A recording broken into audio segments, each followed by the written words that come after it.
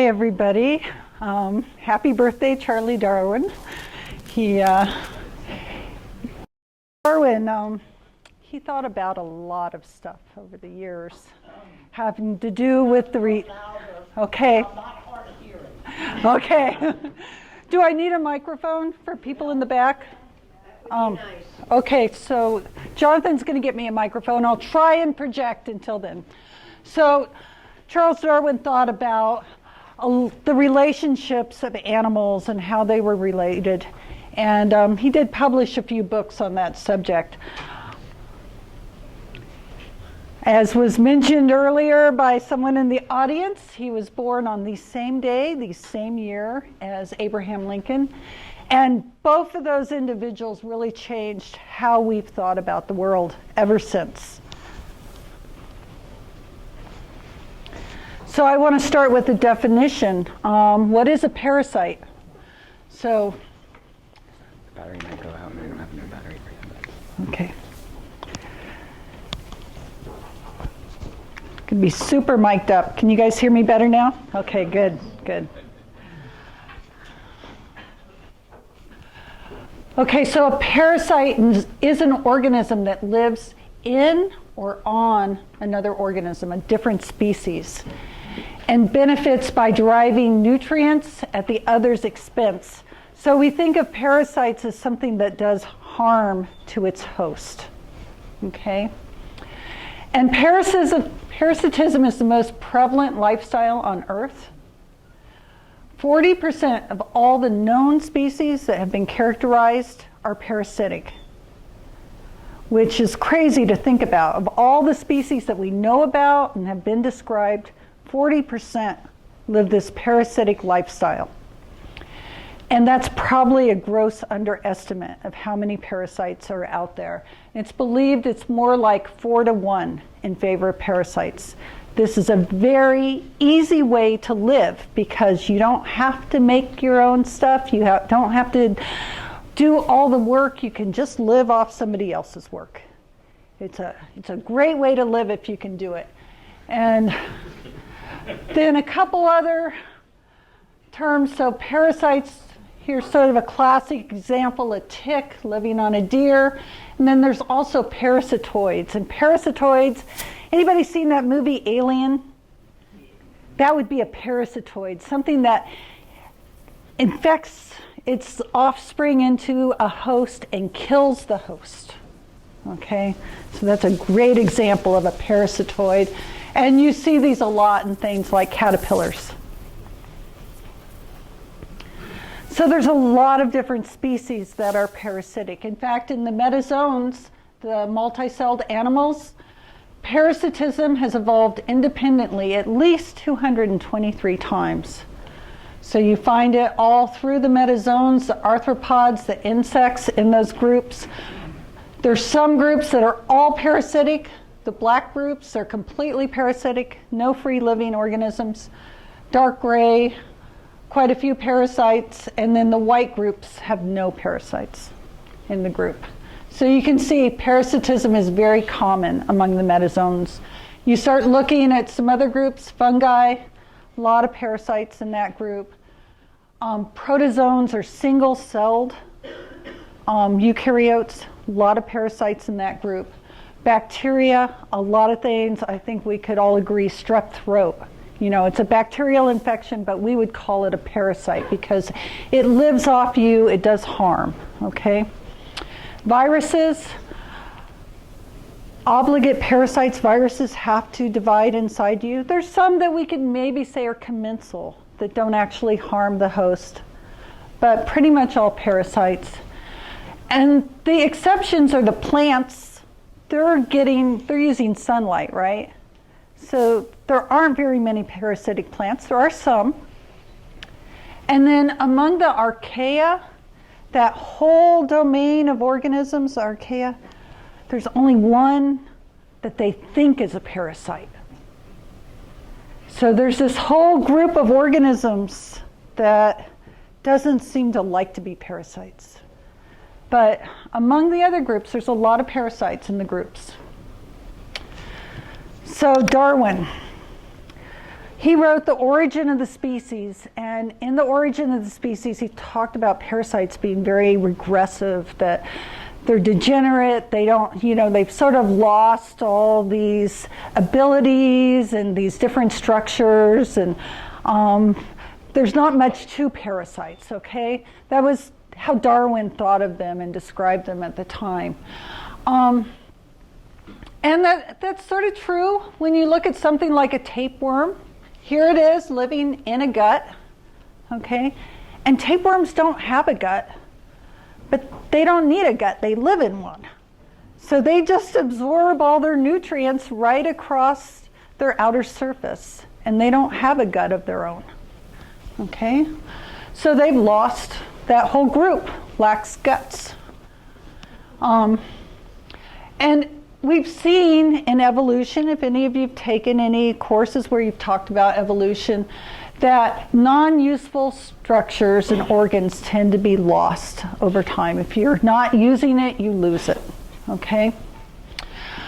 I'm going to argue today that parasites are some of evolution's finest, that they do some really incredible things. They have some very unusual evolutionary adaptations, and they provoke change, evolutionary change in their hosts. So every living creature that they've found so far has at least one parasite that lives inside it or on it. Many have a lot more, especially as humans. Here is a giant virus with little tiny viruses hitching a ride in it. Here's a mosquito. Mosquitoes are parasites. They suck blood with malaria inside it. So it's sort of like Russian dolls with a parasite and a parasite and a parasite. So parasites subvert host immune response. They have very high reproductive success. They're very good at distributing themselves across the planet. And they manipulate host behavior, which is what we're going to talk about today. Sort of on that idea of having more than a parasite. So far, there's been 342 species of worms that have been found in humans. Different species of worms that can infect humans. Over 70 species of single-celled parasites. So just looking at all the species that have been described to interact with humans. So this is like all the species described. Here's human, and these are all the species that interact either as a parasite or a symbiote with humans. So lots and lots of things use us as a host. And then on average, any average mammal will have about 8 different species of worms that live in it. Okay, so how do parasites change their hosts? So there's something called the Red Queen hypothesis. So we know that it's been well established now that male birds are very colorful, they're very pretty. Think of a peacock, right? Lots of color, very flamboyant. And that color in male birds, they found, has to do with displaying the male's health to the female. And if he's not healthy, he can't put all the effort into having these beautiful feathers. And so he looks a little drab, and the girls all ignore him.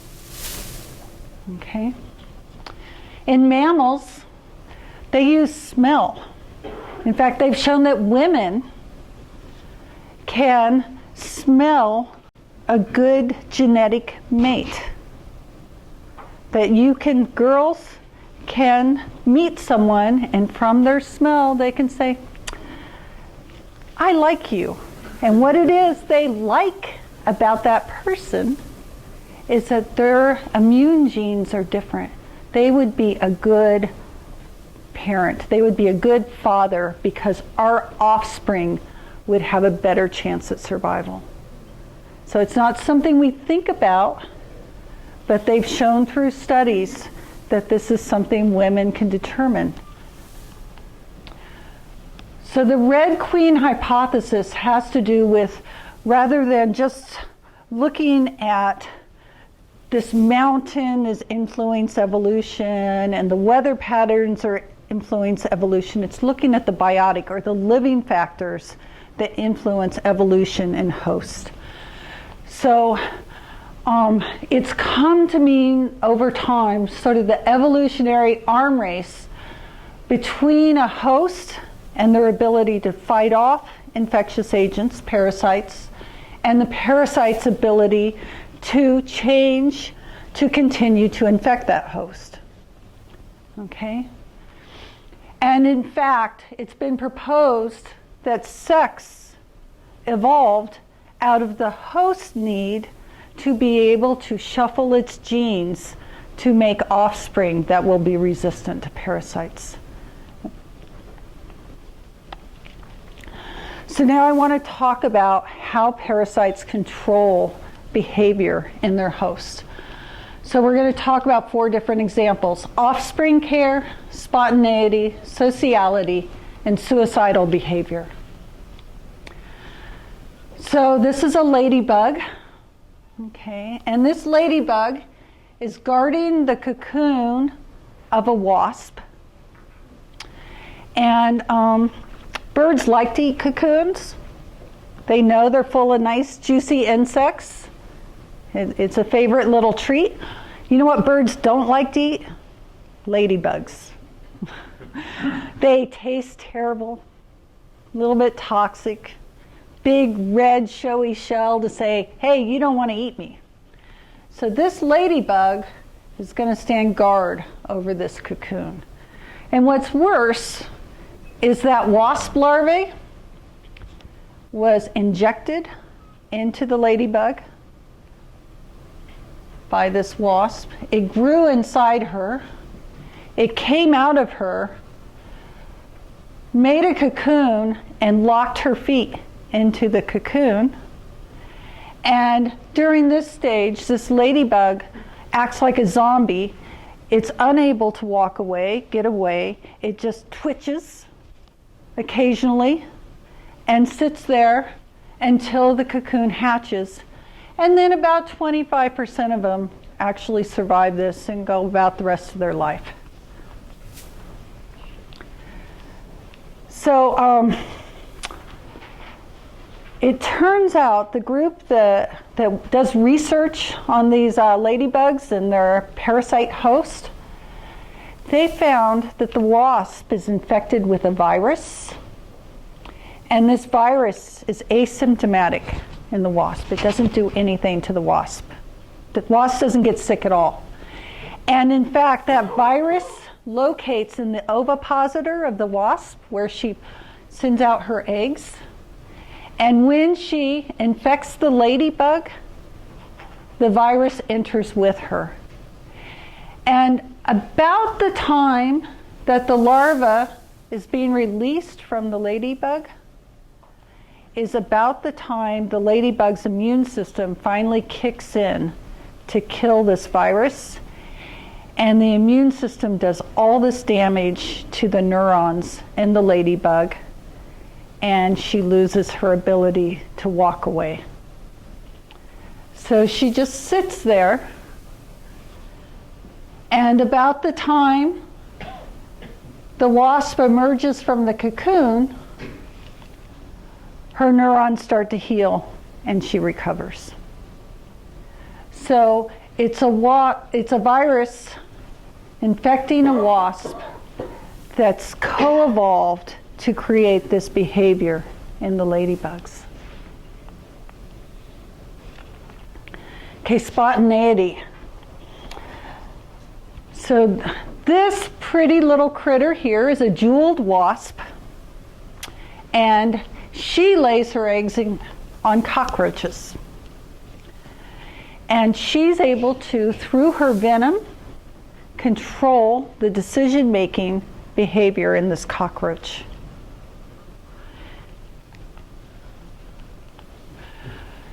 So here she is, and I'm going to show you a little video here in a second. So she's going to inject this cockroach right into his brain with her venom.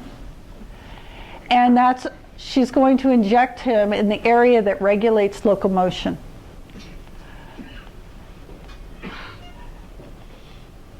And then she's going to get him to follow her back to her lair where she'll lay an egg on him.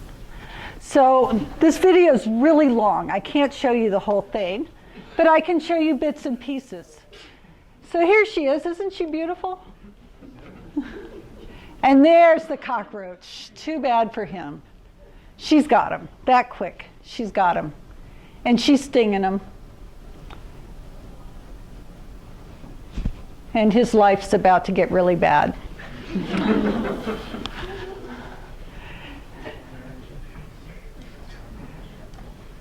And now she's going to go for the headshot. There she goes, right in the head. She's got him now. Okay, so we've got a lot of singing going on for a while. And then she's like, hello, my friend. You don't need these silly antennae. And she's just going to trim his antenna a little. Oh, looks like it hurts, doesn't it? And then she's going to proceed to get him. He's no longer able to walk. She's going to proceed to get him to walk back with her to her lair.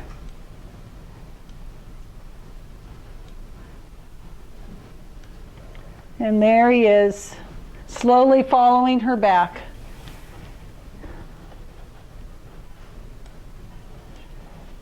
And then she lays an egg on him, just on the outside of his body.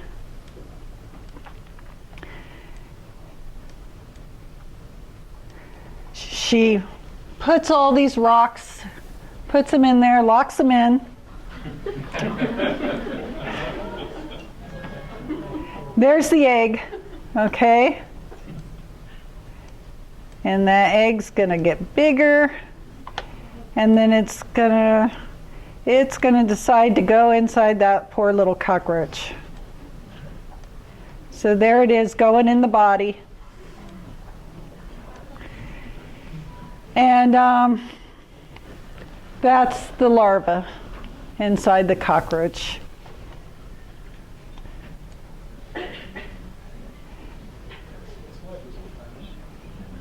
It's alive this whole time, right? Yeah, it's alive. It's alive. And there's the little wasp that came out. Okay, so parasites can also take advantage of the behavior of social insects. So you guys all know ants are social insects. They divide into, you're going to take care of this job, you take care of this job, you take care of this job, right? So here's a little caterpillar, okay? And we call this a social parasite because what it does is these beautiful blue butterflies lay the eggs, the caterpillar emerges, and then the caterpillar, the surface chemistry is that of a little baby larval ant. And they use the same sounds that the ants use. And the ants are like, oh, look, a little lost baby. And they take it back to their little ant nest and they feed it and take care of it. Okay? So they just take advantage of the behavior of the ants and they get raised, the little caterpillar gets raised by ants and then gets to go off and be a beautiful blue butterfly. Sort of ironic that this same caterpillar gets parasitized by one of these parasitoid wasps. And this parasitoid wasp, how it finds these little caterpillars is it goes and looks for ant colonies. And when it gets into the ant colony, it has chemicals that induce aggression in the ants and gets all the ants to fight each other. And while they're busy fighting each other, the wasp goes in and lays its eggs in the caterpillar. Okay, so suicidal behavior. This is the last group, and I've got several examples because this is sort of the ultimate behavior, right? Committing suicide because of a parasite. So I'm going to talk about 4 different examples of this suicidal behavior. The first are horsehair worms. Have any of you heard of horsehair worms? Okay, so a few of you have. So these are very long worms, and they live in terrestrial insects, and they cause the insects to commit suicide. They go and jump in a puddle of water where they can't live. You don't see a lot of crickets go for a nice afternoon swim and then climb out, right? So here's an infected cricket. Nice little cricket. And there's a nice pool, and I think I'll go for a dip. Just like that. It jumps right in the pool of water, and as soon as it goes in, the parasite starts to emerge. And the parasite needs to be in water to complete its life cycle. So this is required for this parasite to live. They're long. They take up a lot of that cricket's body cavity. Okay. This is a really cool example, these green banded brood sacs. So these are a fluke that lives, it's a worm that lives in birds, and the intermediate host is a snail. The snails get infected by eating bird poop, and then the parasite needs to get back into birds after it's in the snail. But birds don't eat these terrestrial snails. That's not their normal food, okay? What birds do like is caterpillars, right? So what happens is these terrestrial snails that normally are down in the undergrowth, in the shade, they climb up onto the surface of a leaf, and as soon as they get out in the sun, their tentacles start to pulsate with the parasites. And now this is highly visible for a bird, and the bird's going to swoop down and grab those guys, completing the parasite's life cycle.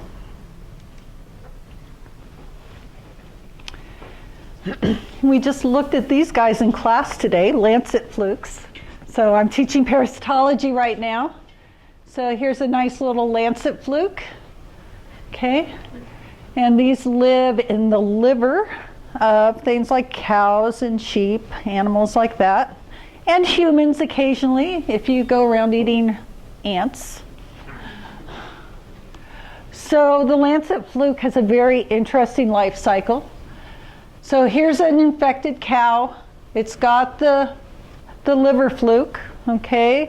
Eggs are passed in the feces, and those get picked up by a snail again. So the snail then releases the next form of the parasite in the slime that it leaves behind it as it's crawling around. Something just happened to your microphone. Uh-oh.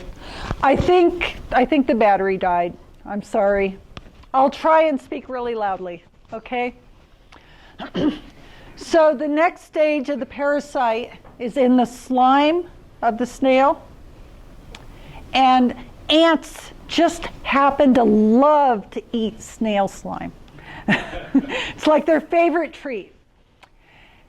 So the ant eats this and gets infected with the parasites, and now the ant, instead of going home to its ant colony at night, one of those parasites actually goes to its brain. So it's got a bunch in its body here.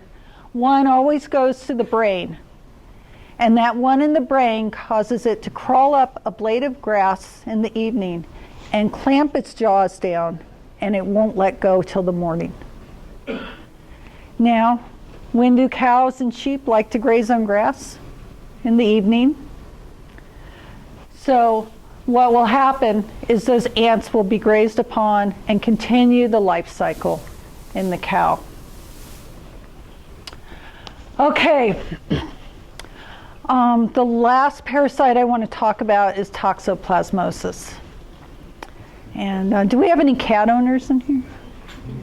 A couple of you. Okay. So this will be one you're interested in. So toxoplasmosis, here's the parasite. They look like sort of short bananas, okay? And the cats are their primary host. So the cats are the host where they have sexual recombination. Parasites, toxoplasma, it has to have sex because it's got parasites too. So it wants to recombine its genes, right? So, so this parasite wants to get into cats. The parasite is in the gut of the cat, and that gets released in the cat's feces. So the cat litter, or if it's an outdoor cat, out in the grass, wherever it goes. Okay? And then the parasite gets picked up by any warm-blooded animal. So it's very non-specific. It can infect a mouse, a chicken, any bird or mammal. Okay? So very non-specific. And then it can also be transmitted on food. So if your cat's going to the bathroom in the vegetable garden, it can also be transmitted in undercooked meat. Okay, so if the cow picks it up in the pasture and then you have a rare steak, you can become infected. And you can also get infected from cleaning a litter box. Humans can also become infected through blood or organ transplants. It's another way transmission occurs. And this is particularly a problem for pregnant women. Because if women become infected in the first trimester, this parasite just does horrible, horrible things to the fetus. So it's very, very devastating.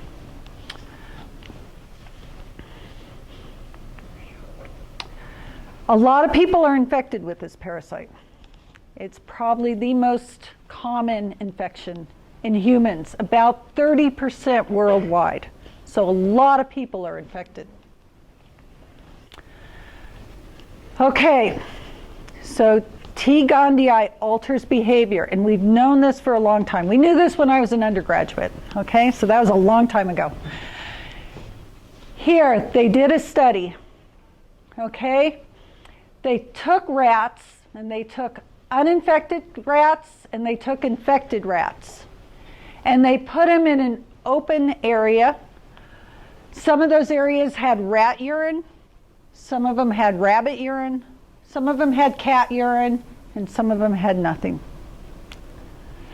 And what they found was the infected rats preferentially spent more time in the area with cat urine than the uninfected rats. Probably not so good for that rat's survival, right? But very, very good for the parasite to be passed on to the cat. So this helps the parasite get into the cat. For any of you who aren't familiar with p-values, I stuck a little slide in here to explain what a p-value is. So if you take a coin and you toss it 100 times, pretty good chance that it's going to come up heads 50 times, tails 50 times, right? Sometimes 40, 60. But when you start getting to 95 times heads, 5 times tails, you might be thinking there's something wrong with your coin. Maybe it's a little weighted on one side, right? Okay. And so this, when we start talking about p-values, what we mean is a p-value of 0.05. That's where you get 95 heads and 5 tails. Okay, so that's 5 out of 100 times. So we call that significant. Something's going on there. And if it's more than between 1 in 100 and 1 in 1,000, we call that very significant. If it's more than 1 in 1,000, we say that it's extremely significant. Okay? So they knew this was happening in rats, and they were trying to understand why the rats were doing this. And they found, so this is back in 1985, they found that dopamine was increased in the brains of rats that were infected with T. gondii. So they had increased dopamine, happy rats, okay? And in fact, you could do a dose-dependent inoculation of cells in tissue culture with parasites, and you could find the more parasites you added, the more dopamine these cells produce. So more parasites, more dopamine.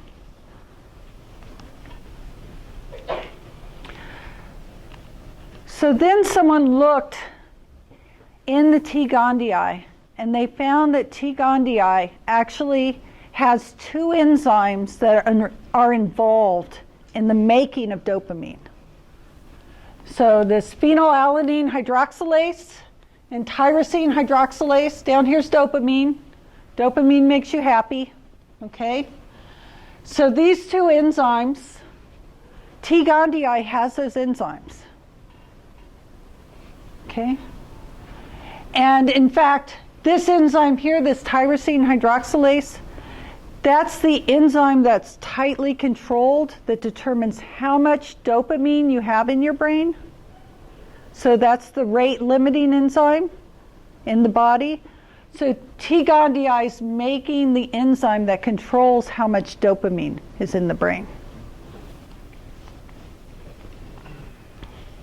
Everybody see that okay? Okay, so they looked at the DNA sequence of these enzymes, and they line up okay with those 2 enzymes, and this is in humans and in mice. So the top 2 rows are the T. gondii enzymes, and what you see here, these open triangles are the areas that bind the iron. The iron is required for the enzyme to work. And then the black triangles are the areas where the catalytic activity of the enzyme, where it actually does the work. And then all these black areas in here are areas where all the amino acids are the same. Okay, so they're identical. And then areas where there's no black, that's where things are different. So there's a lot of homology here, a lot of similarity. So not only do they have the genes, but they've been able to show that those genes are expressed. So this is immunofluorescence, where they have antibodies to that tyrosine hydroxylase. Okay, so they just used an antibody to tyrosine hydroxylase in the infected cells. And they looked in those cells, and the enzyme is made, the protein's there, okay? So it's not just that they have the DNA, but they make the protein. And then they made an antibody that was specific for the parasites, tyrosine hydroxylase. So just the parasites one, they infected mice, and then they did sections of the brain. And again, the enzyme's there. So they have the gene, they make the protein. So they have this protein that makes dopamine. Okay, so I've also told you T. gondii infects a lot of different animals. Okay, a lot of different animals get T. gondii. And you can catch it not just from the cat's poop, but you can catch it through vertical transmission, so from parent to child it can be passed on. It can be passed on in undercooked meat, so there's a lot of ways to catch it. So let's look in some other animals. Chimpanzees. So they did that same sort of test they did with the rats, and they used urine from humans, from leopards, And leopards are natural predators of chimpanzees. And then they also did lions and tigers, which are not natural predators. And what they found was chimpanzees that were infected in the black bar spent more time around leopard urine. Okay. So what about us? I'm thinking all you cat lovers out there still don't think cat urine smells too good. I'm just going to guess. Okay? Humans are so hard to do anything in. It's really hard to look at stuff in humans. We know what dopamine does in our brains. It's the reward, the pleasure. It also has to do with motor function, okay? How coordinated we are. So, some researchers looked at people who had brain issues. So things like depression, anxiety, obsessive compulsive disorder, schizophrenia. And they found there was an increased incidence of toxoplasm gondii in those individuals. Not 100%. We're not saying everybody who has schizophrenia has T. gondii, because that's not true. Okay?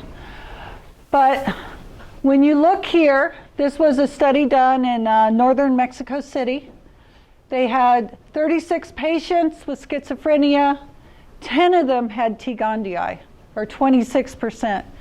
And when you looked at other people in the region, controls, only 10% of that population, the non-schizophrenics, had T. gondii. Okay? So there's an increased likelihood of infection in individuals who have some of these disorders.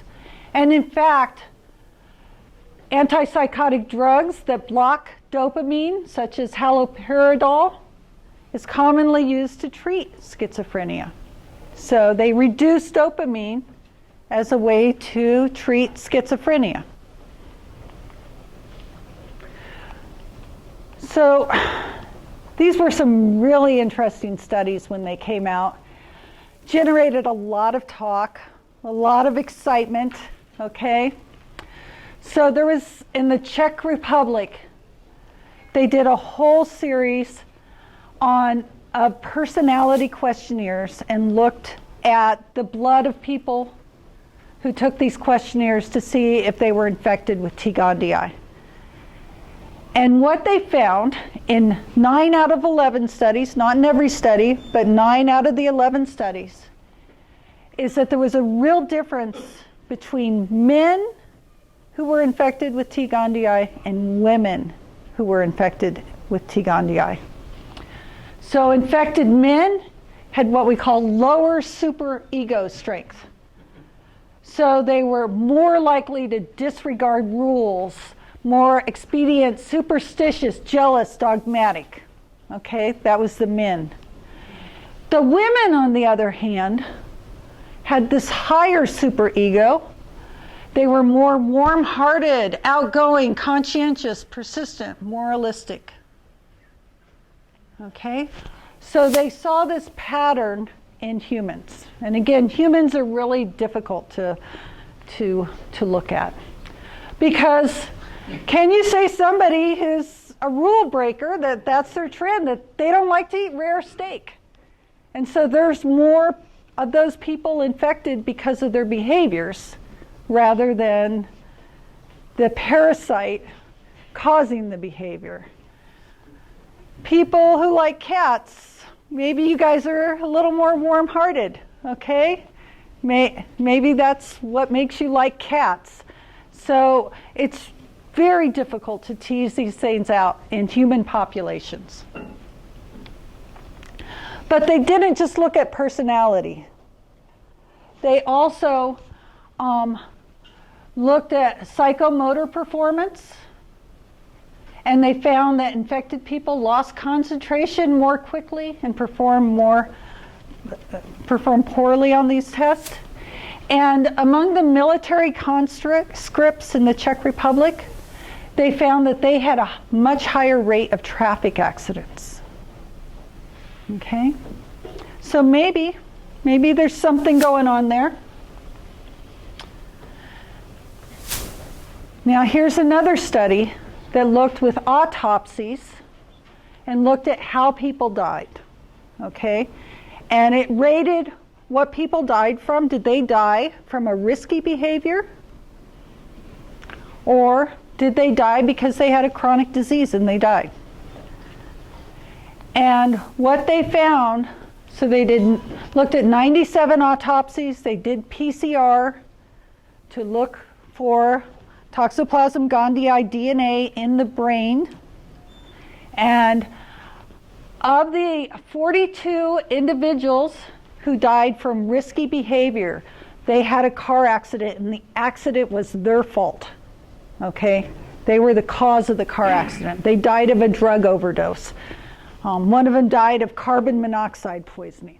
So there were things that they were doing that were considered risky. So 26% of those individuals were infected. In the non-risky behavior, only 3% were infected. And so not a very big group, but this was significant between those two groups. So people who are dying of risky behavior, there is increased incidence of T. gondii infection. Okay, so one of the things that they noted in the brains of infected animals was that T. gondii just didn't go randomly anywhere in the brain. Okay? And what this group proposed is that T. gondii overwhelms the fear and turns on sexual arousal in infected individuals. Okay, so of course somebody had to look in humans, right? Yeah, oh no. I'm not going to read all these. So the paper is called The Relationship of Toxoplasma Infection and Sexual Arousal, Sexual Attraction to Fear, Danger, Pain, and Submissiveness. Okay? And there's a lot going on. I did not include everything. There was things I could not put on the slide. But what's really interesting in this data is the bolded are the significant ones. See this pattern? Men do this, women do that. Men do this and this, women do this. You see that a lot, don't you? Not all the time. I can say with a lot of certainty that I do not have T. gondii because I do not find facial tattoos with blood on them attractive. But that seemed to pretty consistently across men and women. So again, humans, it's really hard to pull anything out. And on top of that, I've told you all this wonderful story of dopamine, the amygdala, all this going on in the brain, and science has progressed. And we can do a lot more than we used to be able to do. And one of those things we can do is we can go in and we can knock out genes, and we can pull those genes out and see how the parasite works without those things. And they did that with T. gondii. They went in and they pulled out those genes that I've been telling you this lovely story. Those genes affect dopamine. Dopamine goes up. They're happy. They don't care. They're going to go hang out with the kitty cat. And they pulled those genes out and they infected mice, and the mice still did all the same behavior. So who knows what's going on here? It's more than just dopamine. It's definitely more. There is certainly an idea out there that it's not this dopamine, it's not the story that I've been telling you in the insects and some of these other animals, where we can clearly see this behavior that's associated with increasing transmission of the parasite.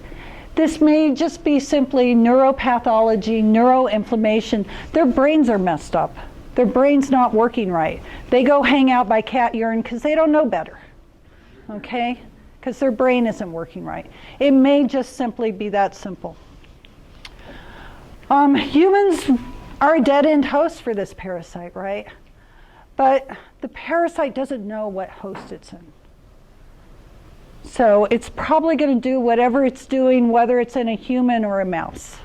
It's just going to do what it does. Most of us aren't worried on a regular basis about being eaten by a lion, and we really are a dead-end host for this parasite. Usually, because we all know what's happening to her. Okay. So, parasites are degenerate, as far as their structures. And Darwin was correct about that. If you don't use it, you lose it, and they've lost a lot of structures over time. But I hope I've convinced you that parasites have a lot of extreme evolutionary adaptations that they've been able to use to propagate themselves, to continue to infect the next host and the next host. And with that, I want to say happy birthday to Charles Darwin. I'm glad we do Darwin Day. I've always enjoyed it every year, learning about new stuff. And if you guys have any questions.